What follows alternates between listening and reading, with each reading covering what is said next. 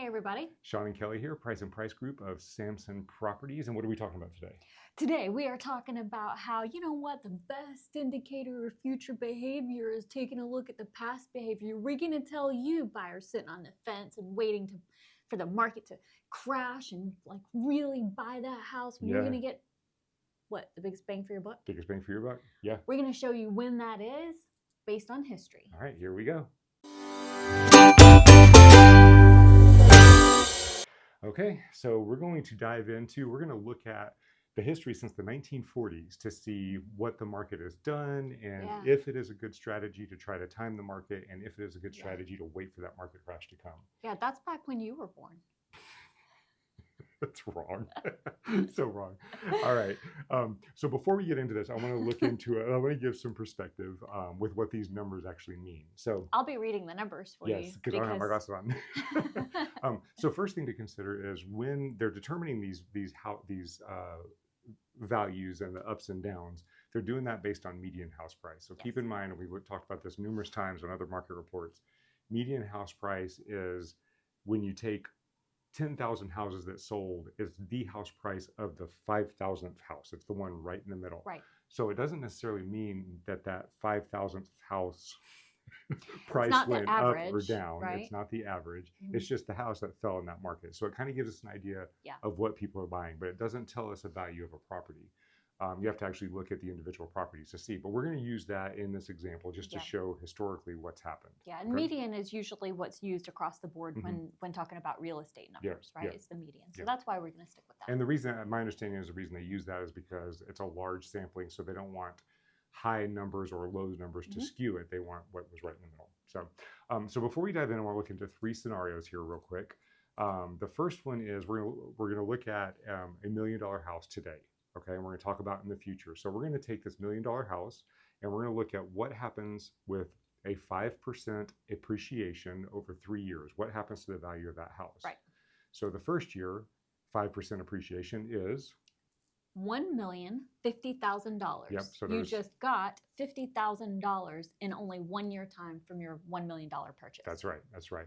Then year two, what happens? Another 5%, that gets us to $1,102,500. Okay, so the key, so 2 years, you've gotten over $100,000 on that $1 million purchase. That's right. And the key, the reason that I'm bringing this up and showing this is because if you look at it, you say, hey, it went up 5% per year. You're thinking, okay, it went up $150,000, right? 5%, 50,000 plus 50,000 plus 50,000, 3 years, 150,000.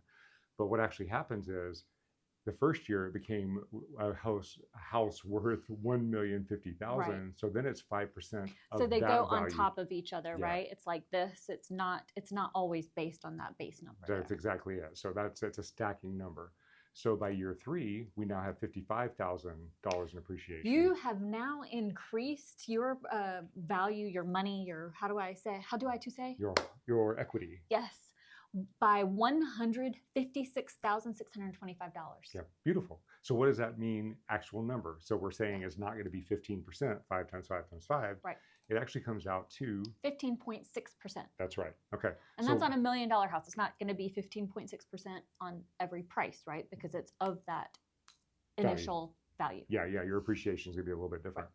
So what happens in the same property if it depreciates 5% per year? Is it going to be depreciated 15%? Yeah, you're like, well then, but it's so much smarter because then that's what I would lose. I would be losing $156,000. That's right. I'll be damned. Yep. So let's see what happens there. So depreciation, 5% per year on a $1 million home. Year one, you've lost $50,000. Yep. That sucks. So year one, they match. Yeah. But you had to live somewhere, right? Yep. And now the home is only worth $950,000. So the next 5% comes off of $950,000, not off of the $1 million. Right.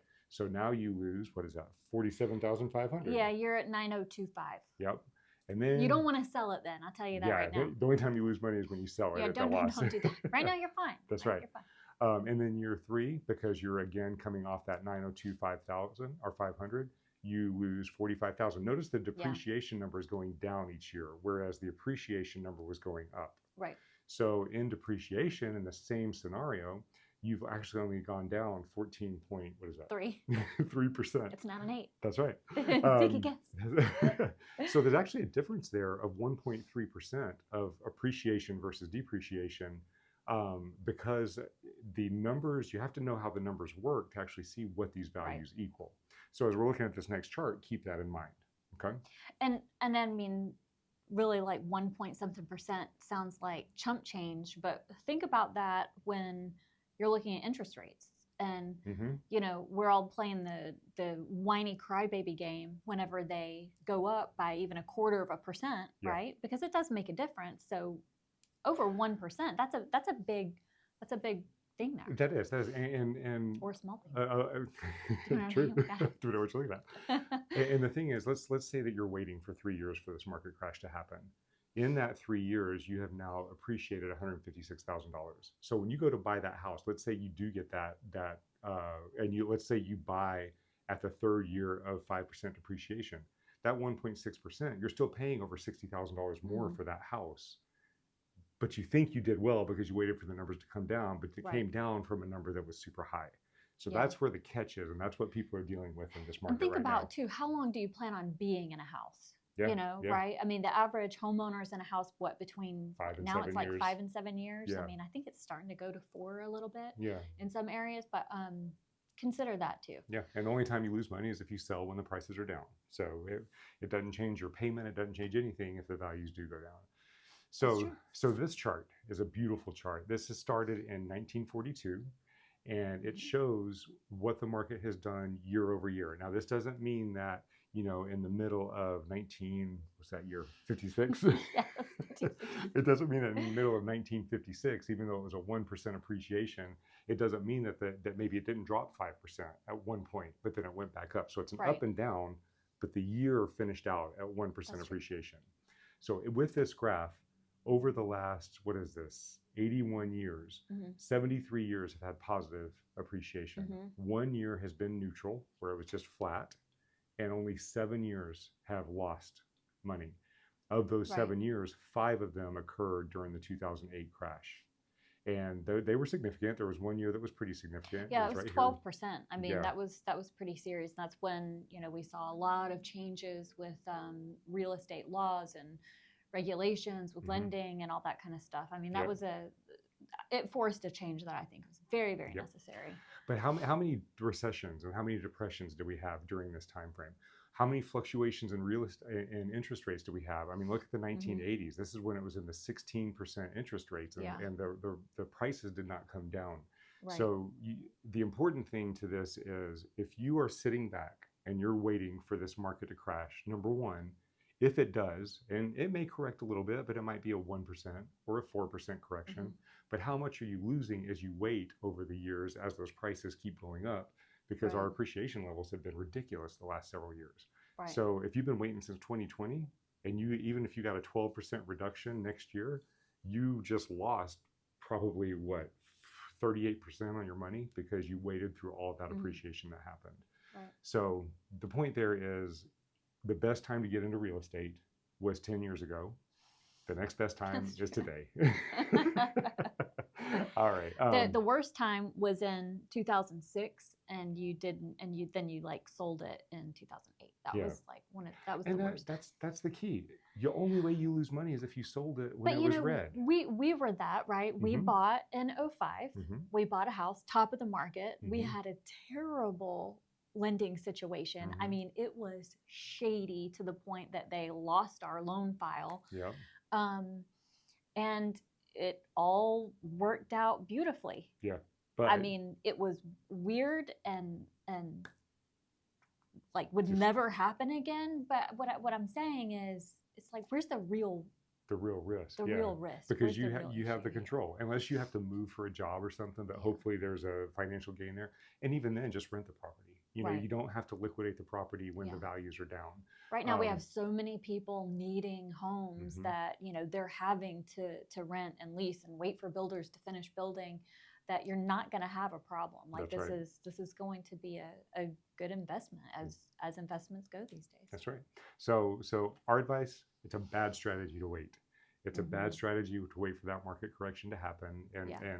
and the thing that stimulated this video was I've talked to several buyers again that are waiting for the prices to come down. We always get we're waiting for interest rates to come down. That's easy to understand. As soon as they come down, prices are going to skyrocket because it's going to flood. But the ones that are waiting for the market, for the prices to come down, it's a mistake. It is just a mistake. Yeah. Okay. All right. You have anything else? You marry the price and you date the rate. That's right. I always want to, I mean, seriously. That's true. That's true. Okay. So now if you have any questions, please feel free to reach out to us. We'd be happy to answer them. And now we're going to dive into the snapshot. Market snapshot. Oh, yay.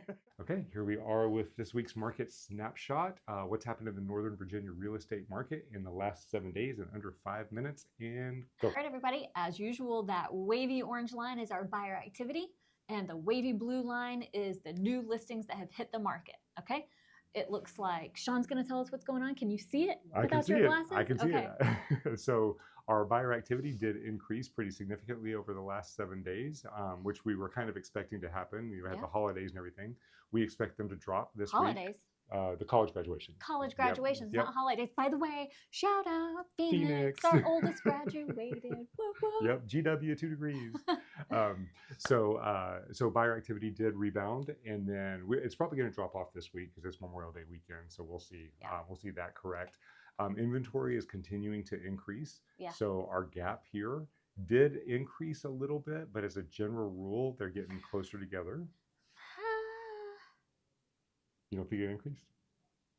Here it shows it increased. You said they're getting closer together. Oh, yeah, in general. See how this is kind of getting closer? Yeah, so that's bringing us down here I just a little bit. I was not picking up what you were laying down there for a second. We're painting what I was praying. I was not. So what this means is we are still in the seller's market. Luckily, it's calmed down a little bit right before the summer. So if you're a buyer, this weekend is a fantastic weekend to get out there because everybody's out of town. Like all the holiday weekends. You know what you need to do for Memorial Weekend is Stay consider it a Memorial Day sale on houses. Yep. Okay, let's all put a sign out, red, white, and blue. Hey, flash sale on your homes this Memorial Weekend. Stay the F in town and get your house. For buyers. For buyers. Yeah. Now, does that mean you're going to get a discount on a house? No. It just if you consider a discount not being bid up and up and up, then yes. All right. So give us a call. Let's get out there and look at properties. We got a lot of buyers that are taking advantage of this weekend. Yes, they are. Yep. Okay. If you have any questions, let us know. Sellers, after this weekend, put your house on the market. It is going crazy. We are seeing properties flying like crazy. We're about to hit that summer market. So buyers, they give want us a call. what you got. That's sellers. right. They want what you got. All right. We'll see you guys next week. Bye.